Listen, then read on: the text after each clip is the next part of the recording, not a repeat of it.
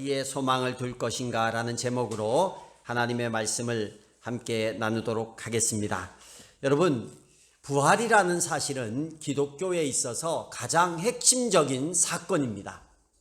부활은 일반 사람들이 도저히 믿을 수 없는 사실 중에 한 가지예요. 제가 종교를 만들었다면 저는 부활을 좀 뺐으면 좋을 것 같아요. 그리고 또 하나 빼고 싶은 게 동정녀 탄생이에요. 상식을 가지고 이성을 가지고 과학을 믿는 사람들이 도저히 이해할 수 없는 게 남자를 경험하지 않은 여자가 아이를 낳는 일, 또 육신의 생명이 다한 죽은 사람이 살아나는 일, 도저히 받아들일 수 없는 얘기예요. 성인군자처럼 살았으니까 이 사람처럼 살면 우리가 복을 받을 수 있다, 이렇게 전할 수 있다면 아마 더 많은 사람이 복음을 받아들이지 않을까, 이런 생각을 해봅니다. 그럼에도 불구하고 기독교에서 동정녀 탄생과 부활을 포기할 수 없는 것은 그것이 핵심이에요. 하나님께서 죄인인 인간이 아니라 하나님 스스로가 이 땅에 오셔서 죄를 해결하여야 했기 때문에 동정녀를 통해서 이 땅에 오신 것이고, 또 그분이 부활을 해야 이 땅에 있는 죄 가운데 있었던 백성들이 하나님 앞에서 다시 부활할 수 있다라는 사실을 전해주고 믿게 하기 위해 스스로 보여주신 첫 열매입니다. 제자들도 안 믿었어요. 제자들도 부활하신 예수님의 무덤을 보고 쫓아온 여인들을 향해서 그 사실을 도저히 믿을 수 없어가지고 그 사람들을 이렇게 이상한 사람 취급했던 것이 사실입니다. 예수님의 제자들도 그랬어요. 그런데 이 사건이 있고 2000년이 지난 오늘 우리가 이 사실이 믿어지는 것만 해도 하나님의 은혜인 줄로 믿습니다. 그리고 우리가 이거에 대해서 의심을 갖는 것도 극히 정상입니다. 그러나 여러분, 그 의심에서 이 부활절 예배를 통해서 더 이상 의심이 아니라 확신을 가지고, 그리고 우리 또한 부활에 진짜 소망을 좀 가졌으면 좋겠습니다. 할렐루야. 바울이 고린도전서를 쓸 때 이 부활장이라 그래요. 15장이. 이 부활장 내용을 쓴 것은 두 가지 이유가 있었어요. 첫째는 예수님을 믿으면서도 부활의 신앙이 확실하게 없기 때문에 조금만 어려움이 와도 신앙을 포기하고 흔들리는 껍데기 신자들을 위해서 권면하기 위함이에요. 고린도 교회가요, 문제가 많은 교회였어요. 열심히 많은, 정말 절반은 진짜 열심히 많고, 그리고 나머지 절반은, 이게 사람의 절반을 얘기하는 거 아니에요. 마음의 절반, 종교성이 많아서 열심히 하나님을 믿었는데 한편으로는 이성이 너무 발달해서 그걸 100% 수용하지를 못하는 거예요. 양다리였어요. 양다리 신자들이 많았어요. 사랑이 많고 믿음이 많고 뭐 은사가 많고 막 하려고 했지만 또 한편으로는 자아가 너무 강한 거예요. 그래서 이게 부딪힘이, 자기를 못 내려놓는 거예요. 이런 고린도 교회 신자들한테 부활이라는 사실을 100% 받아들이기가 쉽지 않았던 것 같아요. 그래서 사도 바울이 얘기를 하는 거예요. 여보세요, 여러분들. 1절에 보면 어찌하여 여러분 가운데 더러는 하고 얘기했어요. 여러분 가운데라는 것은 고린도 교회 사람들이에요. 교회 가운데도 더러는 죽은 사람의 부활이 없다고 말합니까? 죽은 사람이 부활이 없다라고 말하는 사람이 있다라는 거예요, 없다라는 거예요? 있다라는 거예요. 더러는 있다라는 거예요. 한 명이 있는 게 아니라 더러는 있다고 하니까 알 수는 없지만 그래도 10중 이 한둘은 부활이 어떻게 있을 수 있어 라는 생각을 가지고 신앙생활을 하는 사람이 있다라는 거예요. 그 사람들에게 권면하는 거예요. 혹시 여기 앉은 분들이 그런 마음을, 사람이 내가 예수님 믿는데 믿음은 필요하고 종교는 필요하니까 예수님을 믿고 사는데 근데 정말 사람이 부활하겠어? 그러면요, 얼마나, 바울이 뭐라고 하냐면 그렇다 그러면 그 사람이 제일 불쌍한 사람이래요. 그 사람이 제일 불쌍한 사람이래요. 그래서 그게 아니라고 말하고 싶은 거예요. 너희 앞에 예수가 부활했고 그걸 본 사람이 있고 들은 사람이 있고 그 증거들이 이렇게 많은데 내가 믿음이 적어서 그걸 믿지 못하면, 만일 예수의 부활이 없다면 우리가 세상에서 제일 불쌍한 사람들이라는 거예요. 왜 이 황금 같은 시간을 주를 위해서 헌신하고 물질을 헌신하고 재능을 헌신합니까? 부활이 없는데, 아무것도 없는데. 그래서 바울이 말하는 거예요. 그렇다면 우리가 세상에서 제일 불쌍한 사람들이다. 바울은 부활이 분명히 있음을 믿었고 그리고 교회 교인들이 그것을 믿기를 바랬어요. 그리고 두 번째 이유는 뭐냐면 예수를 믿으면서도 육신의 쾌락을 버리지 못하고 육신의 정욕에 빠져나는 사람들에게 부활을 말하면서 이 세상이 전부가 아니요, 여기에서 누리는 게 전부가 아니요, 반드시 부활한 이후에 우리에게 새로운 삶이 있다는 걸 보여주는 거예요. 그래서 네 멋대로 살지 마라. 고린도 교회의 특징이 뭐냐면 자기 멋대로 사는 거였어요. 자아가 너무 강했어요. 교회에 와서 예배를 드리는데 나를 내려놓지를 못하는 거예요. 내 스타일, 내 고집, 내 성격 다 그대로 사는 거예요. 그러니까 한번 싸우면 자기를 내려놔야 서로 용납이 되는데 용납이 돼요, 안 돼요? 안 되는 거예요. 그래서 뭐 이 아볼로파 뭐 이런 파도 막 만들어가지고 파벌도 있고 정말 좀 심각했어요.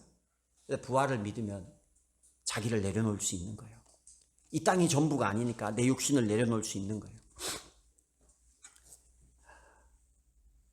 바울이 그 성도들에게 그래서 부활을 믿고 정말 부활신앙을 가지고 온전하게 껍데기가 아니라 하나님 앞에 바르게 신앙생활을 하기를 바라는 마음으로 진짜 부활을 그들에게 전하고 믿게 하고 싶었던 거예요. 여러분,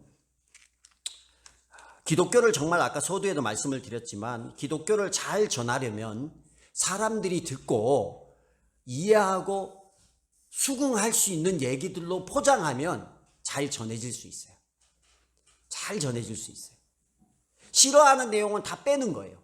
좋아하는 내용만 넣으면 돼요. 근데 그럼에도 불구하고 승리야, 아빠가 그렇게 좋아?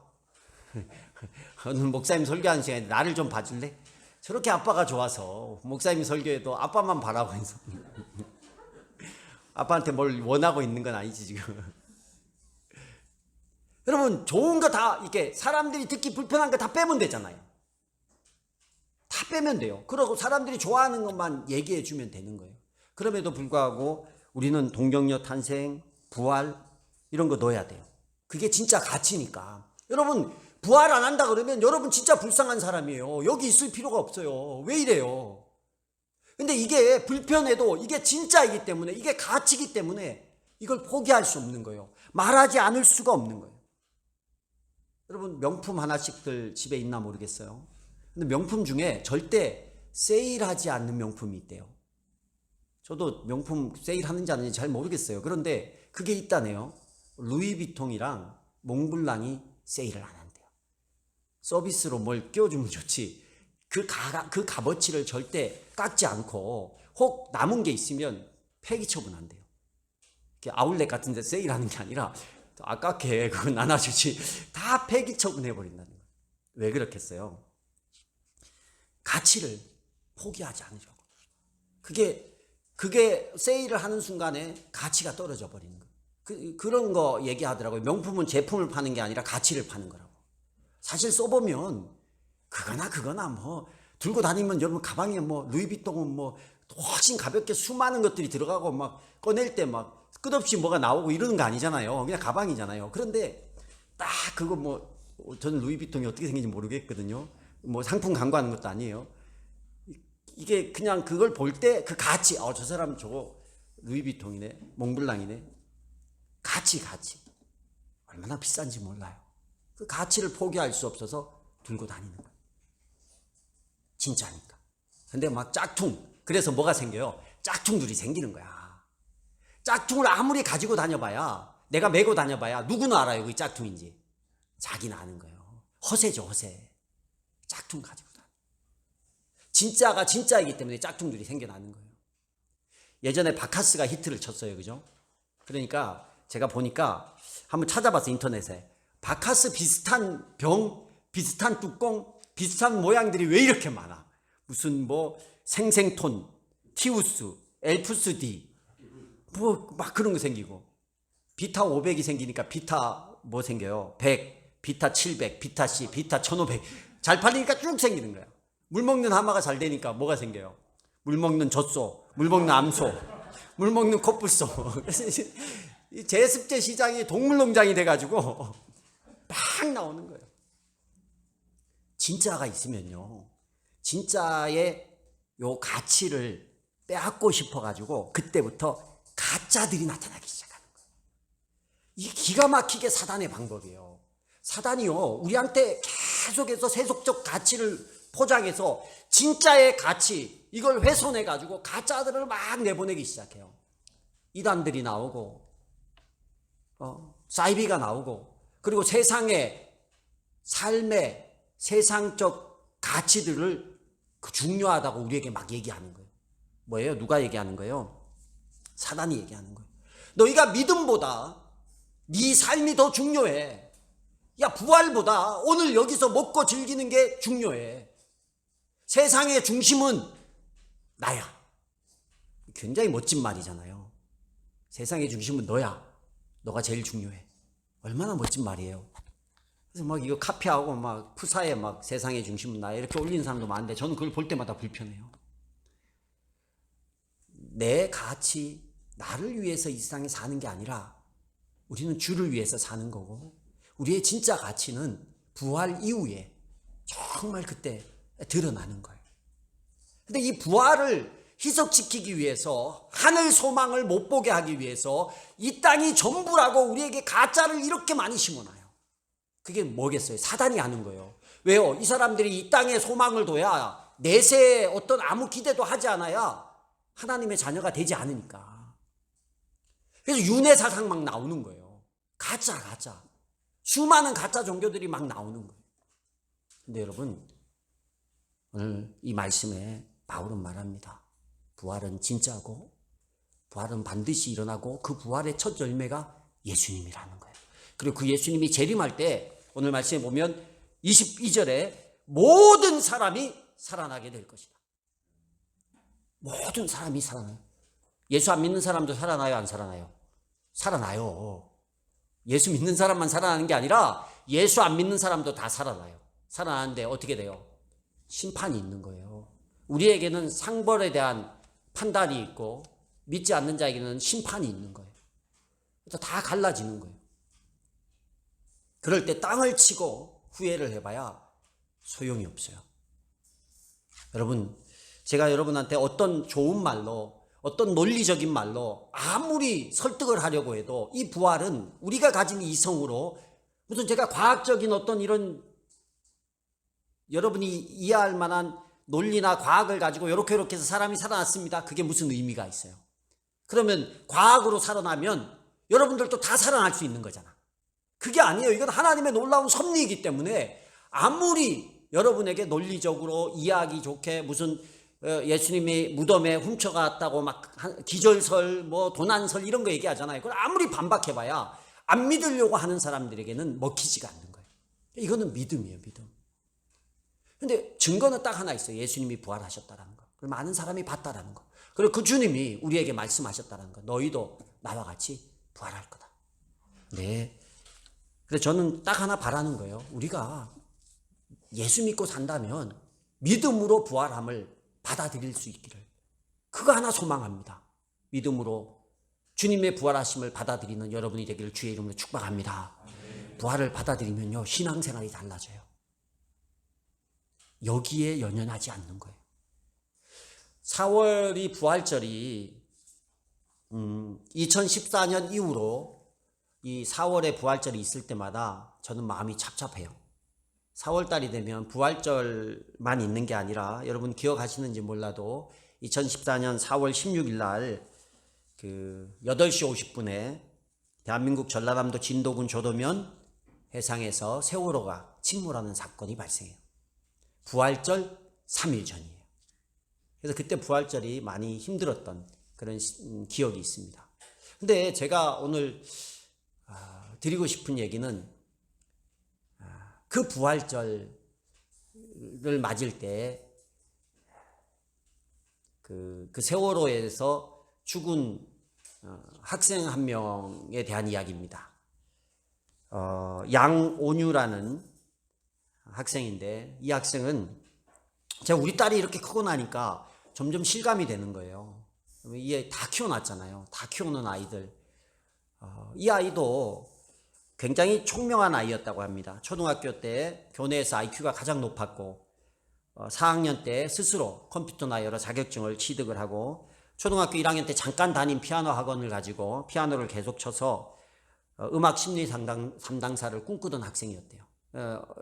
교회가 이제 안산 명성교회를 다녔는데 그 교회에서 늘 가장 일찍 나가서 찬양팀을 하고 아무도 하기 싫어하는 일부 예배 반주를 했다고 합니다. 겸손과 사랑이 넘쳤고 사남매의 맞이로 어려운 집안 형편을 생각하면서 고등학교를 다니면서 편의점 아르바이트를 한 친구고 한 번도 짜증내지 않고 친구에게 온유가 비타민이라는 이야기를 들을 정도로 사랑받았던 아이라고 합니다. 근데 이 아이가 이제 그 세월호 사건을 통해서 이제 죽게 되죠. 죽게 되는데 그 국동방송에서 이 부모를 인터뷰를 했어요. 그 양봉진 백영란 집사님인데 그 안산 명성교회 관리 집사님이었어요. 관리 집사님이었는데 이 아이가 이제 갑판으로 나왔다가 2학년 2반 반장이었어요. 어릴 때부터 반장을 도맡아 하던 아이였는데 나왔다가 아이들이 못 나왔다는 얘기를 듣고 다시 들어갔다가 못 나온 거예요. 그 얘기를 이제 부모님이 들었어요. 친구들한테 들었을 때 아버지가 그런 얘기 하더라고요. 우리 온유가 그럴 줄 알았다고. 온유가 다시 들어가서 그 아이들을 구할 줄 알았다고. 온유는 늘 그랬던 아이라고. 그 온유가 발견된 게 부활주일이었어요. 부활주일날 발견됐는데 이제 뭐 시신을 이제 걷어서 발견됐는데 검시관이 이렇게 시신을 검시하고 부모님한테 딱 인계할 때 아이가 이렇게 손을 꽉 쥐고 있었는데 부모님을 딱 만나는 순간에 손이 펴지더래요. 그래서 거기 모여 있는 사람들이 다 이제 놀랐다고 하더라고요. 근데 그 아이의 태명이 뭐였냐면 부활이었어요. 태명이 부활이었고 태몽이 바다 꿈이 태몽이었다 하더라고요. 그래서 아버지가 나중에 그리고 발견된 날이 언제냐면 부활절 날, 부활주일 예배 때 처음으로 발견이 된 거예요. 그래서 부모님이 이게 온유가 하나님께서 보낸 그런 이유인가 보다 하고 부모님 믿음이 있고 또 아이가 믿음이 아주 귀했었어요. 그래서 그 부모님이 담대하게 정말 이 아이가 이제 이 땅에서 사명이 다하고 부활해서 다시 천국에서 만나겠지 하면서 부활 소망 가지고 아이의 장례를 치렀다고 합니다. 장례를 치르는데도 이제 그 장례식장에 다른 사람 계속 아이들이 안산에 있는 아이들이 많이 죽었으니까 장례식장이 모자랄 거 아니에요. 그래서 그 아이를 이틀 장만했어요. 이틀 장만해서 이렇게 빨리 장례식장을 비워줬어요. 근데 그 부모가 너무 담대하게 장례식을 치룬 거예요. 그때 누구라고 말하지 않겠지만 경기도 지사가 뭐 아이들이 다 이렇게 많이 죽으니까 장례식장마다 가봤대요. 가봤는데 다 뭐 울고불고 난리 나고 뭐 이랬는데 너무 힘들잖아요. 도지사로 힘들었는데 온유 장례식장에 갔는데 부모님이 부활의 소망을 가지고 뭐 저는 그 온유 장례식장을 못 갔어요. 저는 이제 합동 장례식장만 다녀왔는데 애기도 되게 예쁘더라고요. 온유가 예쁘게 생겼는데 그 장례식장에 도지사가 가보고 도대체 기독교가 뭔데 이 부모가 이런 모습으로 아이의 장례를 치르지 궁금했대요. 그래가지고 그 주간에 장례식 끝나고 이제 그 다음 주간에 그 안산 명성교회 주일 예배에 참석을 했다. 참석을 해서 담임 목사님을 만나서 상담을 하고 기도를 받고 갔대요. 뭐 그 후에 예수를 믿었는지 안 믿었는지 잘 모르겠어요. 제가 별로 좋아하지 않는 도지사라서. 아닙니다. 개인적인 성향이니까. 예수 믿어야겠죠. 예수 믿었으면 좋겠어요.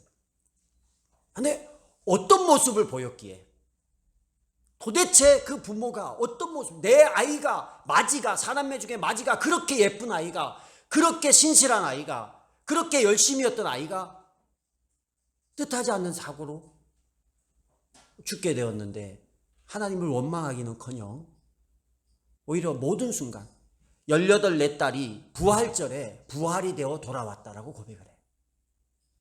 그리고 담대하게 인터뷰를 하고 인터뷰 내내 물론 슬프겠죠, 인간적으로는. 그러나 인터뷰 내내 믿음으로 인터뷰를 해서 울지 않고 담대하게 하는 모습을 보고 저는 그 내용을 이렇게 읽으면서 저는 혼자 막 이렇게 읽으면서 엄청 울었거든요. 그런데 이 부모는 담대하게 얘기를 하면서 오히려 그 기자가 굉장히 따뜻한 마음을 가졌다고 극동방송 기자가 그렇게 기사를 썼더라고요. 부활을, 제가 그걸 보면서 야, 이 부분은 진짜 부활을 진짜 믿는구나. 이 부활의 소망이 육체적인 슬픔이나 고난이나 문제를 다 뛰어넘어 버린, 그게 부활입니다. 잠깐 이별인 거예요. 잠깐 이별. 얼마나 예뻐요. 그 딸이 크는 것을 보고 얼마나 예뻐요. 그런데 이 부부에게는 잠깐 이별인 거예요. 얘가 비록 남은 여생 더 많은 일을 못하고 일찍 갔지만 또 후회 없이 믿음 생활하면서 지냈고, 그리고 이 아이가 잠깐 이별이고 영원히 부활해서 같이 살 것을 믿었기 때문에 담대하게 그것을 본 것 같아요. 여러분, 저는 우리가 이 부활에 대한 확신이 좀 있었으면 좋겠습니다. 오늘 말씀에, 제 얘기가 아니라 성경에 23절, 그러나 각각 제 차례대로 그렇게 될 것입니다. 첫째는 첫 열매이신 그리스도시요, 그 다음은 그리스도께서 재림하실 때 그리스도께 속한 모든 사람들입니다. 우리가 그리스도께 속했다면 우리는 부활의 은혜와 영광을 주님과 함께 다 누릴 수 있는 존재인 줄로 믿습니다. 그리고 우리가 지옥의 형벌이 아니라 천국의 상급의 그런 판단을 하나님 앞에서 받고, 이 땅이 전부가 아니라 우리에게 있는 내세가 진짜 우리의 삶임을 믿고 확신있는 신앙생활을 할 수 있는 저와 여러분이 될 수 있기를 주의 이름으로 축복합니다.